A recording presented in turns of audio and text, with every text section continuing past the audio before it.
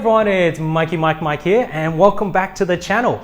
In today's video, we are going to take a look at some of the essential items that you can use to make sure your aquarium is in pristine condition. Now, of course, I want to start off with a little bit of reality. And that is, I can understand that everyone in this world sometimes has life get in their way. And so sometimes our aquariums aren't in their best condition.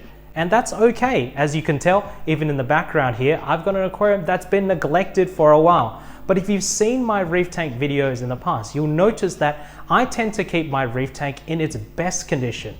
Now, why is that? That's because at the end of the day, if my reef aquarium is cleaner, then I'm more likely to enjoy it. But more importantly, the people around me are more likely to enjoy it as well. So in this video here, if I can offer you some of the tools that I use that are quite inexpensive and fairly accessible and found at most common stores, then chances are you are more likely to do this at the end of the day. And so my hope is if you clean your aquarium more frequently, you too will enjoy your aquarium more as well. So let's get started, everyone. All right, the first thing that I like to use is of course a glass scraper. Now, everyone has a glass scraper. There's nothing really special about them, but my advice is this. Make sure you find a glass scraper that works well, because if it works well, you're more likely to use it. Now, in my case here, I use this very small glass scraper that is clear, and it sits in the corner of my aquarium all the time.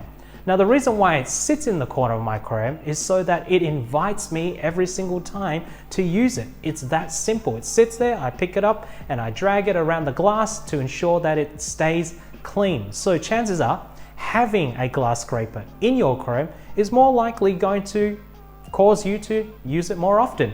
All right, the next thing that I like to use is of course a glass scraper on a rod. Now this particular one here is on a titanium rod, and it's got a little cutout here, which makes the process of cleaning the aquarium so much easier. But I use this for only one panel of glass in my aquarium, and that's the back panel.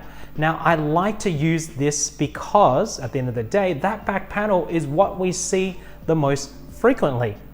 Sometimes I've noticed that people in the past have black backgrounds, and I've had some of those as well, but I think using this to keep even a black background clean is going to have some advantages at the end of the day, because that background there, if you don't clean it, is essentially one site, a massive 1 square meter site in many cases, for algae to continue to grow.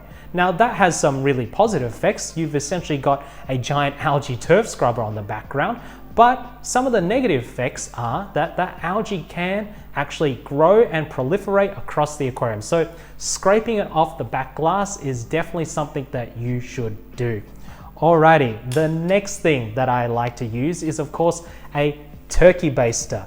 And any reefer out there who has been in the hobby for long enough knows exactly what one of these could be used for. And I use this in so many different ways. So you can use it, of course, to clean your corals and baste off any detritus or sand that falls onto them. You can use it to baste your rocks, and that's essentially just squirting and spraying and like a big jet of water and just causing all of the detritus to come off of those rocks. Now, I use a different version of that, and that's this long pipette version. And this enables me to essentially go to my sand bed and walk around the sand bed and clean it. So what happens is it kicks up the sand bed and it enables the detritus to come into the water column and get filtered out. So a pipette or a turkey baster, definitely in that top 5 list of things that I want to use. Okay, the next thing that you could use in your aquarium to keep it clean are of course pincettes or tweezers. Now these particular tweezers here are used on occasions when you would like to pull out any rocks or any skeletons or any frags or any sort of corals that have gone astray in your tank. And I find that sometimes when we have certain, I guess, destructive practices like putting in a glass scraper or basting across the tank, sometimes a coral frag tends to fall over and land on the sand bed forgotten. So if that's you, then having one of these is definitely going to ensure that you pick up that coral frag and place it into a corner or place it onto a frag plug so that way it can grow. All right, so keeping your aquarium clean, definitely some tweezers are useful. The next thing that I like to use is one of these, and this here is a sand bed cleaner. It essentially siphons water out of your aquarium and it does it through the sand bed. It's got a little control knob here that enables you to adjust the flow, and this really does a lot of work. In actual fact, sometimes I worry because I use this and I find it can be a little bit too efficient, and it does pull out a lot of the, I guess, the beneficial life that exists in your sand bed. So I think it's really good to clean out your sand bed, and my advice is clean it out periodically. You don't need to clean it out every single week, but I'd say once a month or once every second month is a good way to ensure that that sand bed doesn't accumulate any nasty detritus over time. And I believe this, and that is a shallow sand bed that is cleaned frequently can be just as clean as a bare bottom tank. So cleaning the sand bed using one of those devices is definitely up there on the list. Okay, some notable mentions now, and that is of course melamine sponges, or what some of you call magic erasers.